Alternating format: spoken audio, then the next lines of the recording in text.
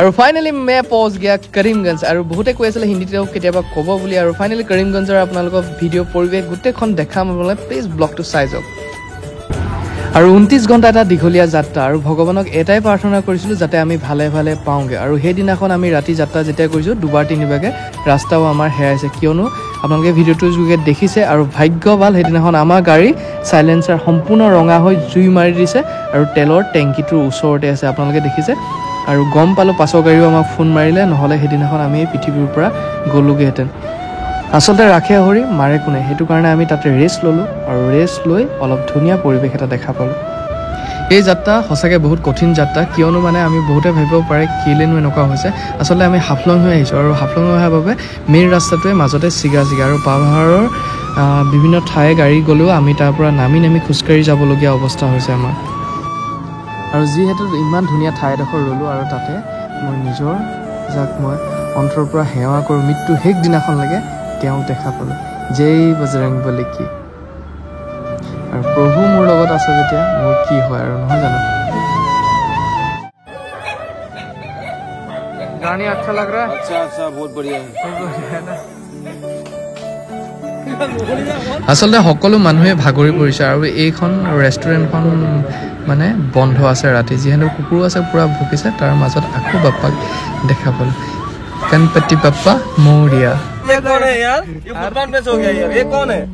ये है कौन मतलब क्या हो रहा है ये कौन ये क्या देखने में मिला है আৰু সকলো এনেদৰে ৰেস কৰি পিনে পুনৰ আমাৰ যাত্ৰা আৰম্ভ কৰিলো আৰু জাৰ্নি মাজত মই দেখা পালো 18 এপি ভেন খুব ধুনিয়া পৰিৱেশ আৰু দেখা পায়ো মনটো ভাল লাগিল এয়াই হৈছে 18 এপি ভেন গাড়ী ইমানে স্পীড গুছি গল জাস্ট যেনে ভিডিও কমান ললো আৰু ভাল লাগিল দেখা পায়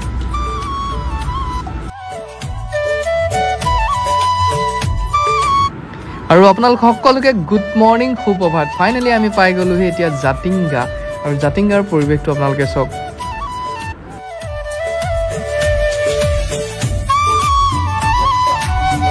আৰু পৰিৱেশটো ইমানে ধুনিয়া জাতিংগাৰ পৰিৱেশ আৰু ডাৱৰৰ মাজত একদম নিজকে কিবা বিলীন হৈ যোৱা গতেকে লাগিছে একদম ডাৱৰবোৰ ওচৰতে একদম আমি ডাৱৰৰ কাষে কাষে গৈ আছো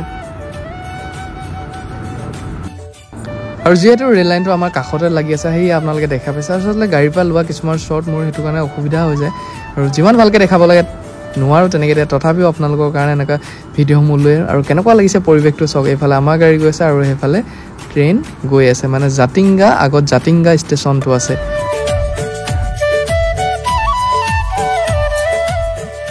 আৰু জিএনক ট্ৰেইনৰ লগত এনেকে গৈ থকা আমেজটো আৰু এইফালে আহি গল দবাপিটা বৰষুণ আৰু এইফালে পাহাৰ বৰষুণ হলে আপোনালোকে গম পায় পুৰা লেন্ডস্লাইড হয় আৰু ইফালে পুৰা এয়া হৈ গল সন্মুখতে দেখা পালো আমাৰ ৰাস্তা বন্ধ হৈ পালে কেঙে পুৰা সফা কৰি আছে মানে ৰাস্তাটো কৰি আছে আৰু ভয়ো লাগে পাহাৰৰ কিছুমান দৃশ্য এনেকে দেখিলে কেতিয়া কোপৰা কি হৈ যায় আৰু এইখন ট্ৰেইনখন জাক জাক জাক জাক পুৰা একদম পৰিৱেশটো সব না কি ধুনিয়া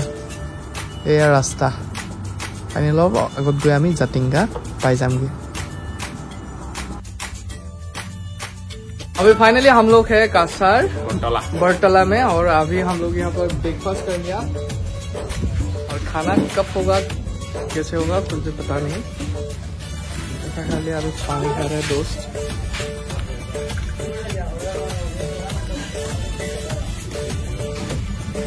ब्रेकफास्ट करके बहुत ही अच्छा लगा नीट एंड क्लीन साफ वगैरह भी है कि नहीं और वो लाइटिंग कर रहा है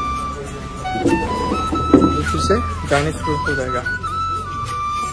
আৰু এনেকে যাত্ৰা আৰম্ভৰ মাজত আকো এটা সুৰংগ পালো বিভিন্ন গম পাই শিলচৰলে বা কৰিমগঞ্জলৈ আহিলে বিভিন্ন ডাঙৰ ডাঙৰ পাহাৰৰ ভিতৰে সুৰংগ থাকে এনেকে ট্ৰেইনত আহিলেও দেখা পাব আপোনালোকে সুপাৰ গাড়ীত আহিলেও আপোনালোকে দেখা পাব কিমান দীঘলীয়া সুৰংগ এটো আৰু ইয়াতকৈ দীঘলীয়া সুৰংগ আছে আৰু সুৰংগত দেখা পাইছে ডাঙৰ ডাঙৰ ফেন আৰু মাইক আছে মাইক এটো কাৰণে কেতিয়াবা কিবা এটা প্ৰবলেম হলে ইয়াত লেন্ডস্লাইড হৈ থাকে কাৰণে এটো গাইড কৰিবৰ কাৰণে মানুহক যাতে গাড়ী ইয়াত থাকিলে গাইড কৰিবৰ কাৰণে আৰু ফেন সমূহ দেখিছে যাতে বতাহটো ইফালে ইফালে কাটি পঠাই দিয়া বাবে আৰু দেখিছে এটো পাহাৰৰ মাজত এটা বিৰাট ডাঙৰ সুৰংগ